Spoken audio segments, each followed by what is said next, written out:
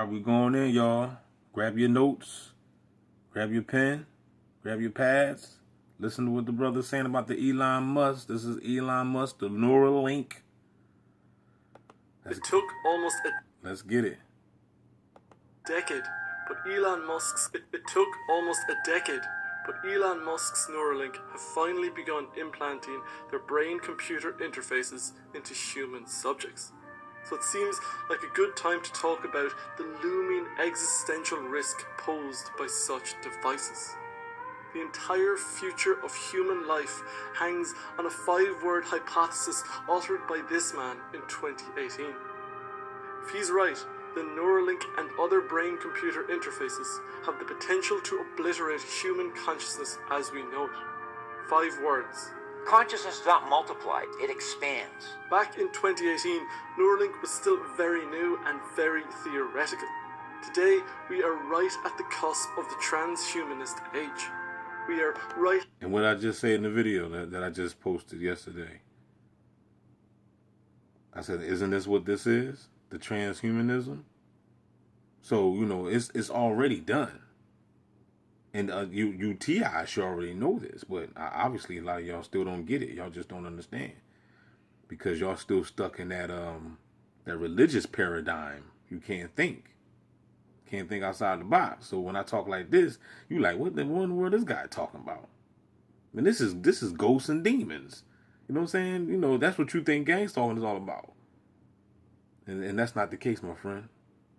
This is about Neuralink, transhumanism, turning man into machine. At the point where brain and machine begin to humanist age. We are right at the point where brain and machine begin to merge. And if he is right, then things are about to get very weird. This man is Peter Watts. That's too late. Us TIs already know things is weird. Yeah, people following you around is weird. Zoology PhD turned hard science fiction writer, whose 2006 book Blindsight won him a cult following among Northern writer, whose 2006 book Blindsight. Anyone got that book? I don't even know why I'm asking that question. I know damn well ain't nobody got that book. Not my subscribers. You know what I'm saying? Y'all got Psalm 91. Won him a cult following among neuroscientists. The reason? Blindsight explored the idea that consciousness is a parasite contributing nothing to its host. Apparently, this idea resonated with neuroscientists puzzled by consciousness. As we'll see, it's helpful to have neuroscientist friends when trying to figure out the impact of novel technologies on the mind. In his talk, titled Conscious Ants and Human Hives, Watts argues that if these brain-computer interfaces work exactly as novel technologies on the mind. In his talk, titled Conscious Ants and Human Hives, Watts argues that if these brain-computer interfaces work exactly as they're meant to, then each of our individual consciousness will dissolve into a single giant superconsciousness. Note that this isn't if they go wrong. Superconscious, aka the super high mind computer. They work then each of our individual consciousness will dissolve in. Now you see how everybody walking around? You see how they got that? That's how they want. They want everybody. They want to control population like that on a time frequency. Work exactly as they're meant to. Then each of our individual consciousness will dissolve into a single giant superconsciousness. Note that this isn't if they go wrong, but if they work exactly as they're supposed to. This whole story hinges on a small nugget of flesh in your brain. This nugget is called the corpus callosum, and it is the bridge connecting brain. This nugget is called the corpus callosum. Corpus callosum, and it is the bridge connecting the two hemispheres of the brain. How many of y'all know that there's two sides of the brain? I got to ask these questions because I know a lot of y'all don't know. But you know you have a right and left hemisphere of the brain? You're going to learn something today. You're going to learn something. Sit back and take notes. Congested road between two metropolises. And as it turns out, you can live without it. But if you're a regular viewer of The Living Philosophy, then there's one thing you certainly can't live without, and that is learning. I'm always looking for new ways to learn more, and today's sponsor, Imprint, is a whole new tool in that arsenal. Okay. Imprint is all about helping you learn quickly, conveniently, and what I love most of all, visually. Okay. They have these great courses on things like finding joy and meaning, and the one I've been digging down on called Essential Philosophy Theories and Thinking. And this is all new for me too. I'm learning right with y'all. I'm watching this video. This video is new. Never seen it before. You know what I'm saying? So I'm taking notes. You better believe it. I told you. I might be a teacher, but I'm always a student. Thinkers, which I'd highly recommend for anyone trying to get a good grasp on the giant millennia-long history of philosophy. And what's great is that it fits in easily with my day-to-day life. The lessons take 2 minutes to complete, which is perfect for me while I'm brushing my teeth, So I'm gonna have to look into that right here. waiting for the kettle to boil, or while I'm in a long queue in the supermarket, and it beats the hell out of checking my email or news feeds. And it's not just courses, they've got these daily reads, and while I was researching this video, there was even one on brain-computer interfaces. And they've got a library of visual summaries of books, which I'm finding to be a great way of figuring out which books I want to read fully. So this is just like what I was talking about on my other video when I was at the basketball court. I said, all this information. This is literally information overload. You know what I'm saying? It's hard. I ain't gonna lie. It's hard to keep up with it. It really is. Because how fast can you read? So, you know, for all the people that can read real fast and download this data into their software, which is you are the software, you know, shout out to you. You know what I mean? Because you can get this, you know, shout out to the ones that can read real fast. You can read all these books, man, and get this information quick. You know what I'm saying? You know, me, I'm getting it, but I wish I can get it even faster. But it's information overload. Sometimes you gotta just, you know, pause and like, hold up. Let me just put some South Park on real quick. You know what I'm saying? You gotta do that. And then you gotta get right back into your studies. You gotta have a little bit of fun time, a little bit of me time, watch some comic view or something, watch a movie, go outside for a walk or something. And then you gotta come back and get this information.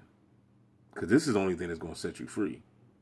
Remember, the Bible told you, my people shall perish from a lack of knowledge. That's what the scripture says. Okay? So people is perishing from a lack of knowledge. Then how come you're not studying then? That right there is key right there to let you know that you need to obtain information. So that way you don't perish. You understand? It's not about hooping and hollering in the church and rolling on the floor and speaking in tongues and, you know, catching the Holy Ghost and all. No, it's not about that. It says, my people shall perish from a lack of knowledge. A lack of knowledge. So let's get our knowledge game up so we don't perish. Can I get a no-no there? Imprint was named Google's App of the Year, and they have over 30,000 5-star reviews on the App Store and Google Play. To try everything Imprint has to offer for free for a full 7 days, scan my QR code on screen or click the link in the description or go check out comment. As fans of the Living Philosophy, you'll get 20% off Imprint's annual premium. When things were beginning to get real nasty in Europe, William Van Wagenen experimented with a radical new treatment for severe epilepsy in upstate New York. Van Wagenen got the idea from observations of epileptics who developed cancer in their corpus callosum. Now you see that right here? You see how they put those electrodes on the head? They don't have to do that no more. Like I said before, it's via satellite now. So they can put electrodes. They don't have to place it physically. They can place it electronically now. And this is why they know your thoughts. This is why they know when you're looking out the window. In fact, they suggested that you look out the window so that way you can see the dog stalker or the red shirt or the white car ride past or the cop standing outside or whatever. What gave you the suggestion? Who suggested that you go ahead and walk to the bathroom at that perfect time for the neighbors to knock on the wall or something? You know what I'm saying? Or for you to go downstairs and see some type of weird synchronization that you know dang on well. Like, how in the world did that happen? You see what I'm saying? This is all the hemisync. You see, this is why they are already 10 steps ahead of you. When you go into the grocery stores, you ready to go get some ketchup. You ain't telling nobody you gonna go get ketchup. Why is it 10 people in aisle 7 in the ketchup aisle waiting for you and they all got red shirts on? Why they coughing in the aisle? You see what I'm saying? Why they already there before you get there? Somebody done already hacked you. They already know what you're getting ready to do before you even get ready to do it. Wow. That's what we're gonna waste our tech. We're gonna waste all this money on, so we can know what people are thinking and what they're about to do, so we can just harass them with it. Let's just create this amazing ass technology, so we can just harass people with it. Wow. In the early stages, their seizures continued as normal, but once the tumour got bigger, the seizures stopped. And not only that, but there didn't seem to be an impact on their consciousness either. In his 1940 paper, Van Wagenen noted that consciousness wasn't lost in these subjects when the seizure was limited to one hemisphere. As the corpus callosum was destroyed, generalized convulsive seizures became less frequent.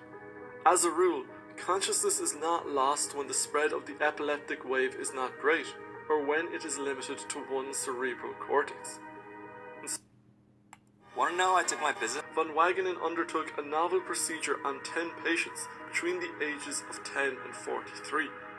He cut open their skulls and burned their corpus callosums into oblivion, thus severing their two hemispheres from each other. In total, there were 26 patients, and they went on to become one of the most legendary cohorts in the history of science, the split brain subjects.